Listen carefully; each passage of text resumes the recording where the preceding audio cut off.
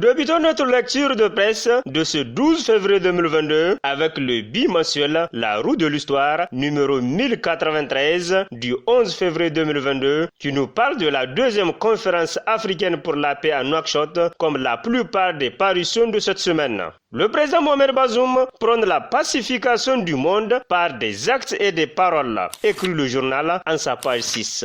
Reconnu pour l'importance qu'il accorde à la paix, la coexistence pacifique et la quiétude sociale, le président de la République Mohamed Bazoum a dans son intervention dénoncé la mauvaise interprétation de la religion musulmane par une catégorie de gens afin de tirer profit de la situation. Les jeunes incultes préposés à la violence dans notre région, qui pensent être au service de Dieu, sont en réalité au service d'hommes cupides qui leur ont ordonné de voler du bétail des pauvres, appelé scandaleusement zakat, a déploré le chef de l'État. L'islam dans son essence est une religion qui prône la paix et la réconciliation nationale, a rappelé le président de la République. L'islam se fonde donc sur une demande de paix, d'amour, de bienveillance et de la reconnaissance de la dignité humaine. L'islam a en effet toujours prôné la paix et le respect entre les individus, entre les peuples et avec soi-même, dit Mohamed Bazoum. Président d'un pays qui lutte contre le terrorisme depuis bientôt 7 ans, le président de la République Mohamed Bazoum connaît mieux que quiconque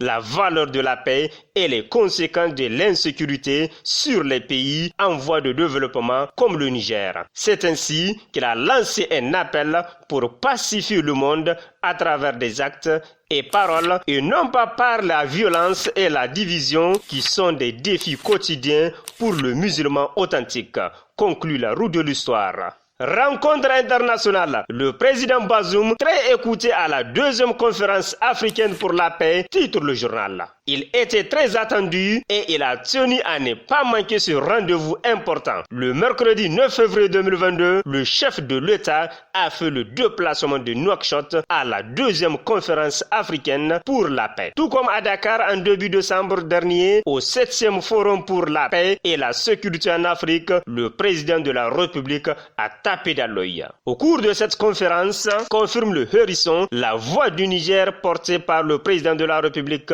Mohamed Bazoum, a été très suivi. Pays en plein cœur du Sahel, d'une superficie de 1 267 000 km², menacé le long de ses frontières ouest, nord, est et sud, le Niger, en dépit de ses moyens très modestes, affiche une résilience inégalable. Cet état de fait, apprécié par la communauté internationale et cité en exemple, est le résultat de l'anticipation de ses autorités qui ont très tôt pris des dispositions et déployé des moyens conséquents pour faire face aux défis liés à l'insécurité découlant de l'effondrement de l'État libyen et des conséquences du dérèglement climatique. C'est le renforcement des effectifs militaires, la formation des forces de défense et de sécurité, la dotation de son armée en moyens modernes conséquents, l'organisation des rencontres intercommunautaires en vue de la préservation de la quiétude sociale et des actions de développement menées avec l'accompagnement de ses partenaires bilatéraux et multilatéraux. La suite de cet article est à lire dans le Hérisson numéro 301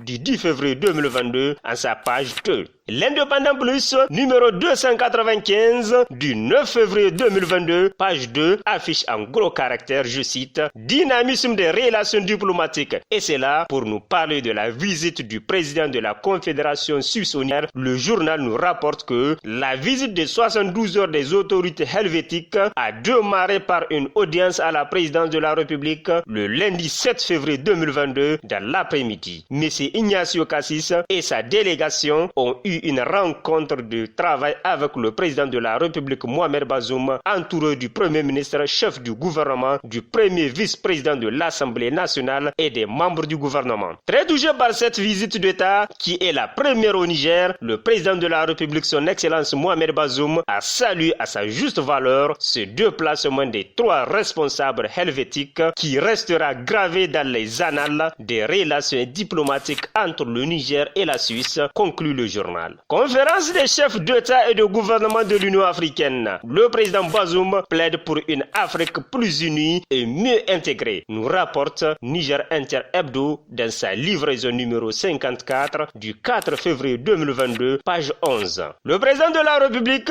chef de l'État, son Excellence Mohamed Bazoum, a participé du 5 au 6 février 2022 au 35e sommet ordinaire du Conseil exécutif et à la 40e session ordinaire de la conférence des chefs d'État et de gouvernement de l'Union africaine UA à Addis Abeba. Dans le discours qu'il a prononcé à la tribune, le président Mohamed Bazoum a d'abord salué l'attachement de son prédécesseur à la charte africaine de la démocratie, des élections et de la bonne gouvernance et son engagement à respecter la constitution nigérienne en s'en tenant à la légalité constitutionnelle. Le président a par la suite assuré qu'il veillera à ce que le Niger reste actif dans la création des partenariats et des synergies continentales et régionales pour une Afrique plus unie et mieux intégrée. Cette année 2022, qui marque le 20e anniversaire de l'Union africaine, a vu le passage de témoins entre le président de la RDC et le président Macky Sall du Sénégal, nous apprend le journal. Administration publique nigérienne, quand les vendeurs du coin font la loi, c'est le titre de la dernière livraison du journal Le Potentiel, numéro 34, en date du 10 février 2022, page 4. Après avoir pris connaissance du motif de notre présence, puisqu'il nous a accosté un monsieur d'un certain âge qui a élu les lieux à côté d'un service judiciaire de Niamey, nous conduisit sur le tablier de la porte auquel il explique ceci. Ce monsieur veut un casier judiciaire à partir de Zender. En quelques minutes, le tablier prit les renseignements nécessaires devant servir à l'établissement de ce document, le tout accompagné d'une somme de 1000 francs CFA qu'il empocha avant de rentrer dans l'enceinte du service. Quelques minutes après, il ressort pour nous fixer un rendez-vous et s'occuper de son commerce dont les places assises sont entre-temps occupées par des agents et autres collaborateurs du service. Mais après plus de 72 heures d'attente, le document n'avait pas été livré et les recherches du tablier dans le bureau à partir duquel il a faxé le document sont restées vaines. Désolé de cette incapacité, il nous remet amèrement nos 1000 francs avant de s'occuper de ses clients. Ce récit n'est pas un fait divers ni une histoire imaginée, écrit le journal. Il relate plutôt une histoire vraie que nous avions vécue dans un passé récent dans une institution judiciaire de la capitale. Il met à nu l'ingérence de certaines personnes totalement étrangères à l'administration dans les affaires de certains services publics.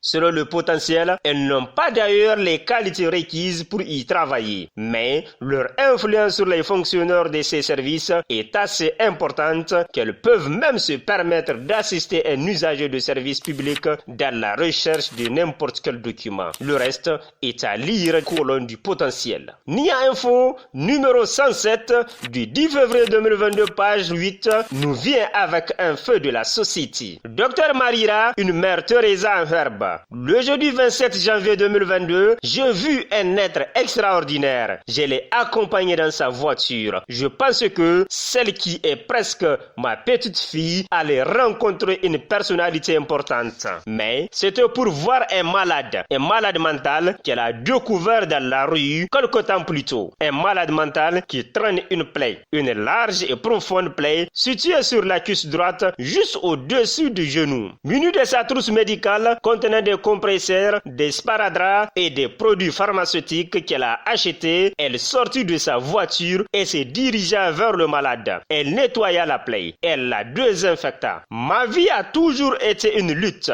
un combat, mais cette jeune femme m'a donné une autre compréhension de la vie et comprendre toute la dimension de ce que c'est que la valeur humaine. Le combat politique qu'on mène doit avoir une expression simple et humaine, tel ce geste de Dr Maïra Jibrine. Mon camarade Bazoum Bazoum, si je crois en toi, c'est ce geste simple à l'endroit des plus communs de nos concitoyens que les uns et les autres attendent. Je suis sûr que cette femme nigérienne de Ningimi, épouse de Nicolas, avocat général à la Cour des comptes de France, nous inspirera et que de telles initiatives soient-elles soutenues, conclut Nia Info. La Nation numéro 1186 du 10 février 2022 nous rapporte que les compagnies de transport voyageurs menacent de débrayer. Les bus qui assurent la liaison des grandes villes du Niger seront en arrêt le 16, 17 et 18 février prochain si bien entendu les revendications posées par l'organisation patronale des gares modernes sur la table du ministre des Transports ne sont pas satisfaites, écrit le quotidien et poursuit en disant ceci. Ces revendications sont les suivantes.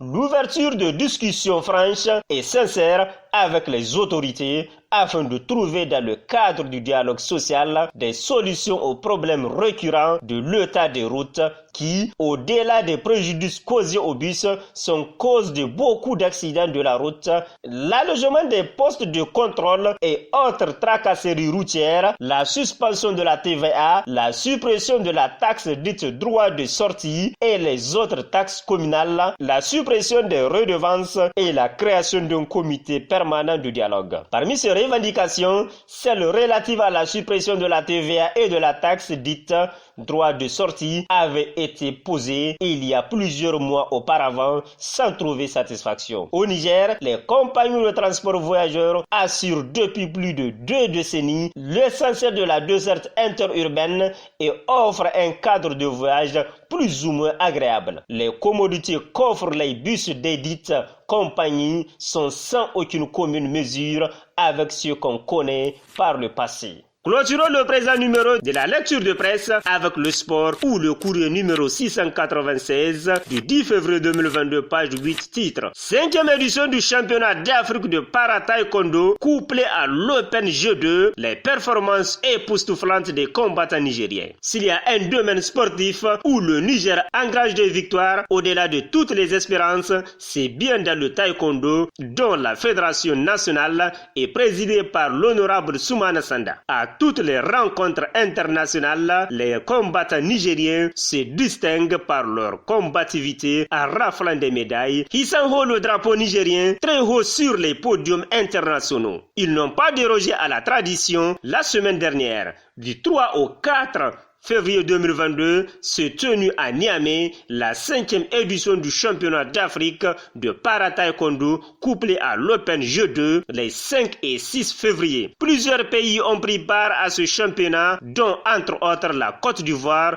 le Ghana, le Bénin, le Burkina Faso, le Sénégal, la RDC et le Nigeria. À l'issue des différentes épreuves des 2 événements, le Niger s'est placé sur la plus haute marche du podium. Premier aux Jeux para-taekwondo, suivi de l'Égypte et du Ghana, premier également à l'Open G2, suivi de la Côte d'Ivoire et du Burkina Faso, conclut le journal. Au revoir et à la semaine prochaine, Inch'Allah.